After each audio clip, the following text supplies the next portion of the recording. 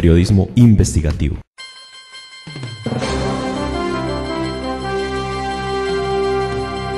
Doctor Juan Daniel Oviedo, director del DANE, muy buenos días. Muy buenos días, doctor Londoño, ¿cómo están? Pues muy bien, señor, congratulaciones, ha recibido usted una altísima responsabilidad y el país tiene que rescatar la credibilidad en un organismo tan importante como el DANE. Y uno de los temas más urgentes que usted tiene entre manos es el tema del censo. El censo está costando muchísimo dinero en este país empobrecido. Se hizo bien, se programó bien, eso funciona para algo, tiene importancia. Como fuimos censados, sabemos el tipo de cuestionario que están haciendo. En nuestra opinión, eso no sirve para nada. Modesta opinión de personas que podemos haber ignorado principios de estadística matemática que estudiamos hace tanto tiempo, pero eso no sirve para nada. Pero la opinión que vale es la suya. Y lo que es más grave es que nos dicen que está faltando mucho dinero para completar lo que, si no se completa, ahí sí que es cierto que no queda sirviendo para nada lo que se ha hecho. Doctor Oviedo, su opinión, ¿cuál es la situación real de ese censo? ¿Está bien hecho, está bien diseñado? ¿Y cuánto dinero le hace falta para completarlo? Y una vez completo, ¿para qué le servirá a la nación? Doctor Londoño, muchas gracias por este espacio, porque nosotros somos conscientes y parte desde la perspectiva individual, cuando esta invitación que me hizo el presidente Iván Duque a formar parte del gobierno a través de la dirección del Departamento Administrativo Nacional de Estadística, una de las cosas que primero se me vino a la cabeza es, bueno, tenemos que sacar adelante esta operación estadística tan importante como lo es el Censo Nacional de Población y Vivienda. Ustedes saben que este censo fue un poco la papa caliente del gobierno anterior, porque desde la ley del Plan de Desarrollo, la ley 1753 de 2015, estaba clarísimo que era inminente que Colombia debía desarrollar su censo de población, porque la ley y el bloque de legalidad y constitucionalidad que tiene esa operación estadística establece que debe hacerse aproximadamente cada 10 años. Históricamente, el censo de población y de vivienda se había realizado en el 93, en 2003 y ahora en 2005, y ahora hasta 2018 se está realizando esta operación. Entonces, ese censo se empezó a planear inmediatamente, se desarrolló o se empezó a implementar el Plan Nacional de Desarrollo, pero desafortunadamente las prioridades presupuestales del gobierno anterior estaban orientadas a otros rubros y a otros tipos de gastos, y lo que nosotros vemos es que el recurso más importante para la operación estadística del censo solo entra en el presupuesto del DANE hacia 2018, es decir, entre 2017 y 2018, y por consiguiente, pues es una operación estadística que, si bien estuvo planeada, estuvo relegada a ser desarrollada en la última fase del gobierno nacional, sujeta a cualquier tipo de imprevistos que se estaba planteando. Tenemos que ser objetivos, y en el proceso de empalme lo que yo pude ver es que técnicamente la operación del censo se planeó bajo estándares internacionales, se recibió cooperación de grandes entidades como el Fondo de Poblaciones de las Naciones Unidas, se recibió cooperación del Banco Mundial para poder estructurar en una de las innovaciones más importantes que se aplicaron en este censo, que es el censo electrónico. Desafortunadamente, ese censo electrónico no tuvo un buen manejo, y yo creo que en eso todos estamos de acuerdo con que el manejo que se le hizo al despliegue del censo electrónico y las fallas que hubo por la congestión inicial que tuvo la plataforma de la entidad, que se dio entre enero, febrero, marzo y abril de este año, pues llevaron a que tuviéramos una primera crisis de confianza con el censo, por el tema de los códigos de acceso, por el tema de que desafortunadamente no se sensibilizó de una forma adecuada a los ciudadanos y se confundió ese censo electrónico con el empadronamiento al que todos los colombianos pues tienen cierto nivel de desinterés y de preocupación cuando se les habla de ese concepto de empadronamiento. Entonces tuvimos la mala suerte de que en ese censo electrónico, en el cual si hubiéramos tenido una buena campaña de socialización, si hubiéramos tenido una plataforma robusta para recibir el interés de muchos colombianos que están conectados a la era del Internet, pues hubiera podido optimizar muchos recursos, porque además de los 5 millones de personas aproximadamente del país que hicieron ese censo electrónico, pues hubiéramos podido tener una mayor penetración de respuestas a través del censo electrónico, que lo que busca es poder optimizar recursos en la medida en que las personas que tienen internet en sus casas pues pueden destinar media hora, 45 minutos para hacer unas respuestas básicas que se hacen en el censo. Entonces, ese fue como el primer golpe bajo que tuvo esta operación tan importante, y es una crisis de credibilidad alrededor de la operación estadística que se hizo a través de medios electrónicos.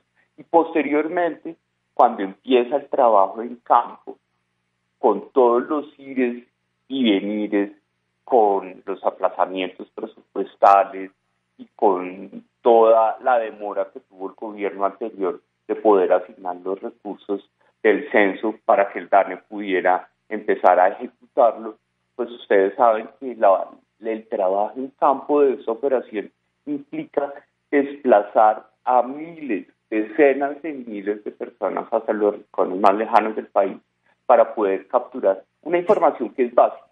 Y en eso, doctor Luis, es importante que nosotros sepamos que es muy difícil poder capturar un gran universo o una gran diversidad de información en un solo cuestionario, porque es demasiado costoso. Ya con 45 minutos o media hora que puede durar el cuestionario del censo, ya las personas empiezan a agotarse.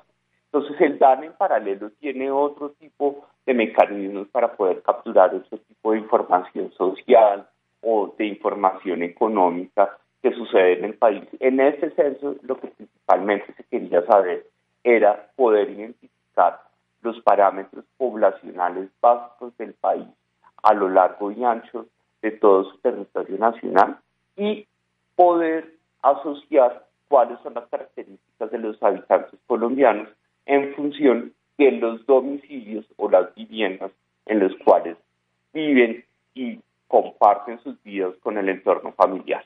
Entonces, cuando llegamos al trabajo en campo, con una cantidad de retrasos, empieza en abril esta operación y desafortunadamente empieza en un momento en el que el país también tiene otros problemas. Tenía en ese momento el problema de la ola invernal en algunos departamentos del país.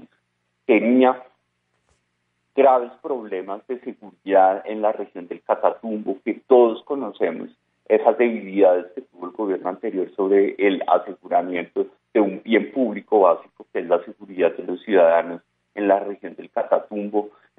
Y además, hacia junio, pues sucedió la emergencia de Hidroituango, que llevó a que muchas de las personas que tenían programado hacer el viaje para poder capturar la información del censo tuvieran que quedar bloqueadas, represadas, desplazadas, generando más gastos de transporte y de pernoctaciones, pues que generan unos sobrecostos importantes en la operación y que son los sobrecostos que en este momento nosotros estamos recibiendo en esa operación.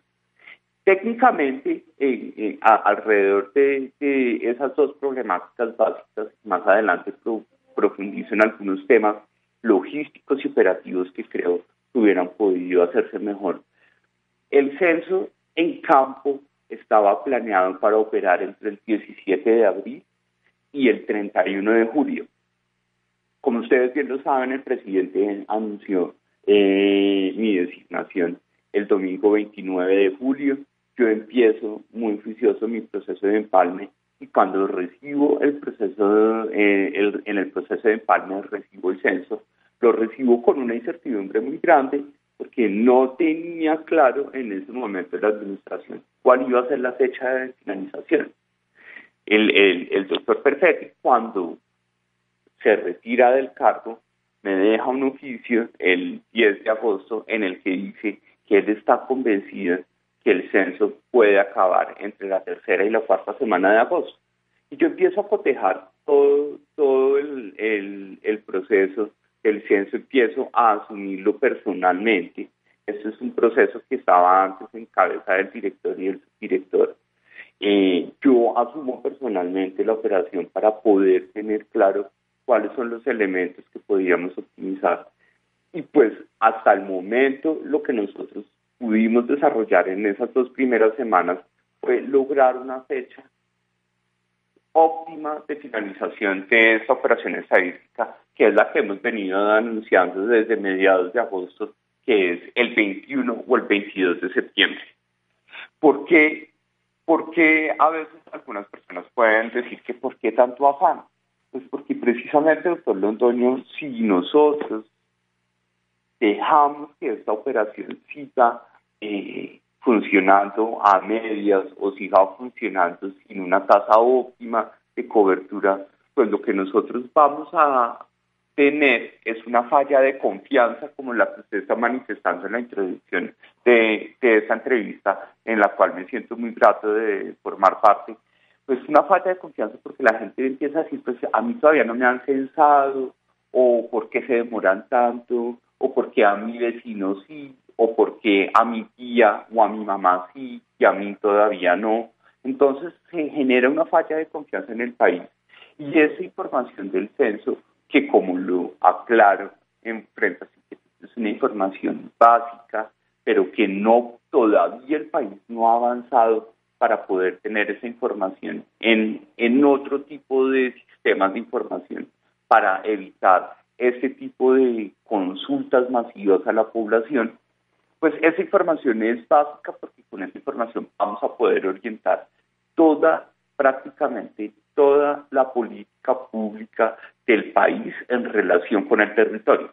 Ustedes saben que particularmente Colombia tiene un régimen de descentralización en el cual el gobierno nacional le transfiere a los departamentos y a los municipios una cantidad de recursos para el funcionamiento de la educación, de la salud y para algunos gastos en infraestructura que la mayoría de ellos están asociados en función de el nivel de población o el tamaño poblacional de cada uno de los municipios o de cada uno de los departamentos. Entonces también ahí es donde aparecen en río revuelto, como diríamos coloquialmente, pues también aparecen alcaldes y gobernadores diciendo, pues necesitamos tener la información rápido, porque con esta información es que nosotros vamos a saber si vamos a recibir más recursos o no. Por ejemplo, Soacha, ustedes han escuchado, los oyentes han escuchado que recientemente el alcalde de Soacha declaró públicamente que por favor no cerrara el censo tan rápido porque él estaba preocupado de que no los íbamos a contar todos. Tiene razón el alcalde, pero nosotros estamos en capacidad de responder a esa solicitud. Tiene razón el alcalde que no cubierta la totalidad del municipio, apenas con unos indicadores del 80, del 75%, ya tenemos el nivel de suachunos que la proyección poblacional que se había hecho en 2005 nos decía que íbamos a tener en ese municipio tan importante para el área metropolitana de Bogotá, porque es una de las ciudades o del concepto internacional de ciudades dormitorio más importante del país, para el cual necesitamos garantizar bienestar, pero también tenemos que garantizar adecuados sistemas de transporte que comuniquen a los suachunos con sus puntos de trabajo en la capital.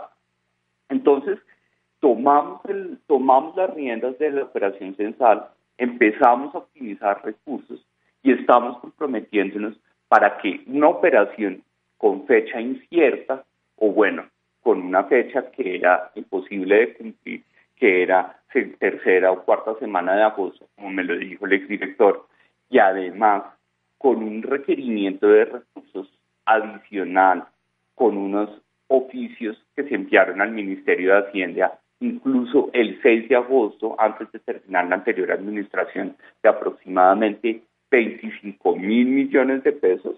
En este momento tenemos que los requerimientos adicionales de recursos que hemos estimado son de aproximadamente 14.197 millones de pesos. Por eso hemos hablado de la cifra de los 15.000 millones que estuvo sonando a comienzos de esta semana, con una fecha cierta y con un mensaje claro a la ciudadanía de que la información se está procesando en tiempo real para poder garantizar que todos esos planes de desarrollo que se tienen que construir a nivel nacional, pero también los planes de los alcaldes y los gobernadores que tienen que empezar a construirse en octubre. Ustedes saben que tanto en el sector privado como en el sector público, octubre es comúnmente la planeación. Pues necesitamos que tengan la información precisa del censo para saber cuántos colombianos somos, cómo viven, porque también gracias a las condiciones en las que viven vamos a poder tener algunas medidas mucho más precisas de pobreza y de distribución de ingresos en el país.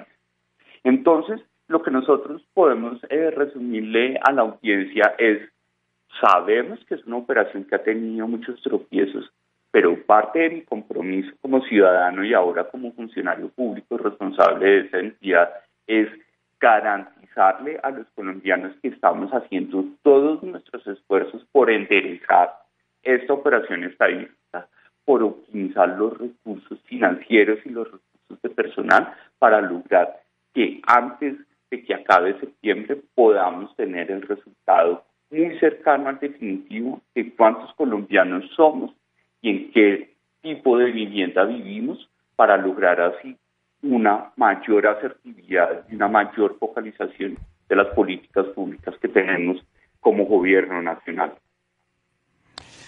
Doctor Juan Daniel Robledo, director del DANE, nadie discute la importancia de tener un censo adecuado, un censo confiable, para definir, entre otras, un tema que repite muchas veces la Constitución y las leyes de la República sobre las necesidades básicas insatisfechas.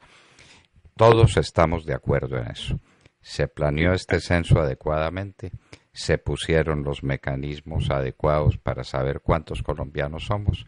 Usted mismo ha dado la respuesta. Aquí hay una crisis de confianza. En el sitio donde vivo, que es un conjunto residencial grande, se avisó la presencia de quienes estaban haciendo el trabajo de campo el día anterior, la tarde anterior a la fecha en que iban a llegar. Y esa fecha era de puente. Y entonces no había nadie, mejor dicho, las 3/4 partes del conjunto residencial estaba vacío. Nos quedamos poquísimos que no salimos y así se recibió el censo. Pero esa es una anécdota, eso no vale la pena. Pero hay cifras que lo ponen a uno en guardia, como cuando nos dijeron que ya tenían más del 90% censado e íbamos en 38 o 39 millones de colombianos.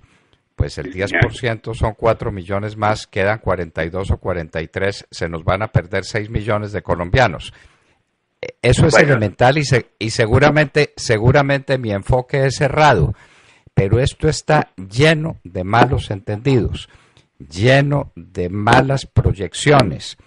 Le puedo decir, y con todo respeto por las personas que nos visitaron, que estaban muy mal capacitadas para hacerlo y que lo del sistema electrónico fue un fracaso.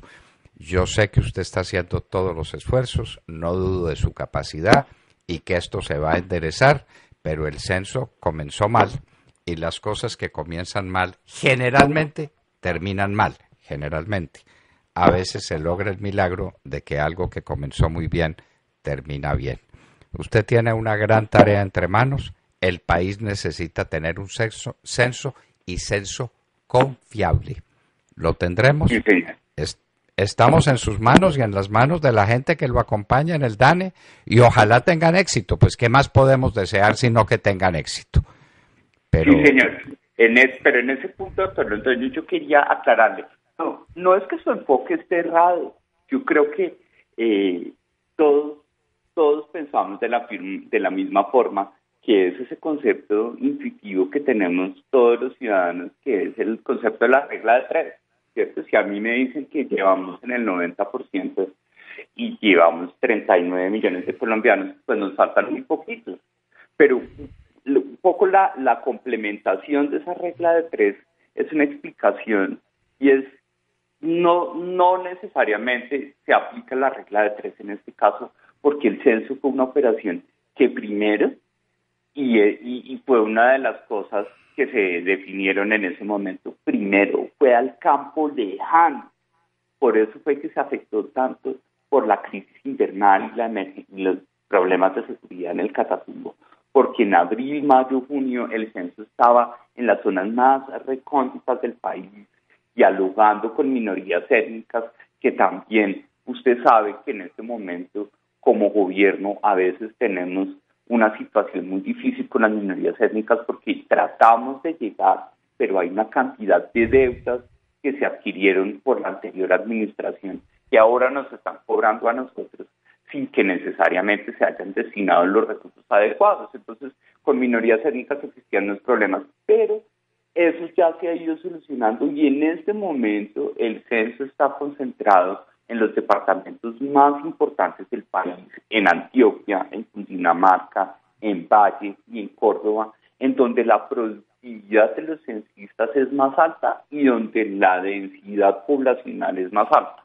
Entonces, esos 4 millones que dan de la regla de tres no van a ser 4 millones, porque en este momento lo que hemos contado de esos 39.3 millones son prácticamente los colombianos que están por fuera de las grandes ciudades como Bogotá, Medellín, Cali, en donde estamos precisamente enfrentando dificultades, porque no nos vamos a decir mentiras, lo que usted dice es cierto, estamos enfrentando dificultades, porque por demorarnos y por llegar tarde, la gente ha perdido la confianza, ha habido problemas con los operadores de personal que llevan a que a veces no tengamos la suficiente capacitación de los censistas y particularmente yo quería adicionar, no significa que esté tratando de justificarlo todo, pero también hubo un problema, doctor Londoño, que es importante y es como esto en últimas,